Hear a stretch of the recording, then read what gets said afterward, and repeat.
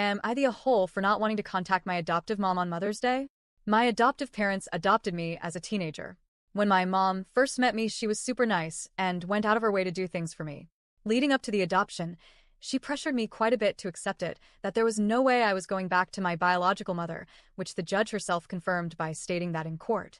Well, my biological mother died, and her appeals, along with my unspoken ones, were now trash as far as legality goes, and the adoption moved forward. Things really changed after that. I became really depressed and was also dealing with minor health issues that I always just sucked up and lived with. This whole lady's persona switched. She started doing odd things like always going through my stuff, lecturing my friends, their parents, my teachers, and psychologists. Also would call my therapist to convince them I was bipolar or BPD, which she still touts to this day even though several medical records state various doctors ruled it out. At length, she filled my head with gossip to incite negative feelings about my family members. It wasn't until years later I realized she was likely intentionally alienating me. Over time I've realized the pattern, and every time we connect here is what happens. The bait plays concern mom to get me to open up / divulge info / compliments / offers help.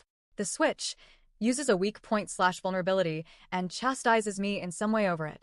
The blast, after having a non-documented phone conversation, she uses tidbits of things I've said, completely puts them out of context, changes all the facts, figures, and even topic of conversation, and includes other people in the family on it, so essentially, it looks like she's in charge of writing everyone's reality.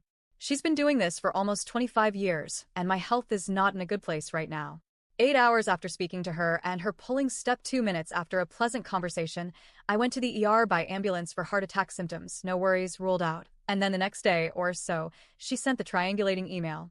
A day or two after that, I was back in ER, twice within 5 days. I'm not blaming this on her, but the timing is quite interesting, and I do think what she did was just the straw that broke my camel's back. I did not respond to either of her messages and proceeded to block her on everything, yet again, for the same old reasons. Also had my family unfollow me so they cannot be used as her spy pawns. This broke my heart to do.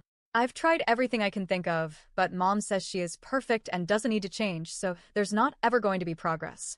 She's told me essentially I'm pathetic for continuing to go back to her, write it off as something said in anger, but I'm thinking perhaps more to that. I'm almost 35, have children of my own, and way too much shit to do to let anyone waste my time like that, and even worse, treat me like I'm dirt.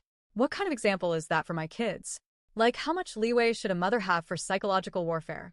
I'm terribly ill-equipped to deal with such a conniving and manipulative person. So I just walk away instead of feeding into her traps. This moral voice inside me cringes at not letting her know when I move, and not calling her for Mother's Day. But the other part of me laughs and thinks of her every time I hear the I Don't F.K. With You song. I've been so relieved since she's been blocked. I feel like I can literally breathe better without her having a rental space in my life. All she causes is drama. And that part of me thought watching your show, this is the most petty thing I could do to express myself without saying anything LOL. I'd rather just honor my MIL, who is the best ever. She held me through labor, had helped me raise my children, is such a wonderful and kind soul. Just like her son, whom I'm happily married to. That's a mother who deserves my energy and affection as a daughter person, LOL. So, is this a healthy boundary, or am I the a-hole?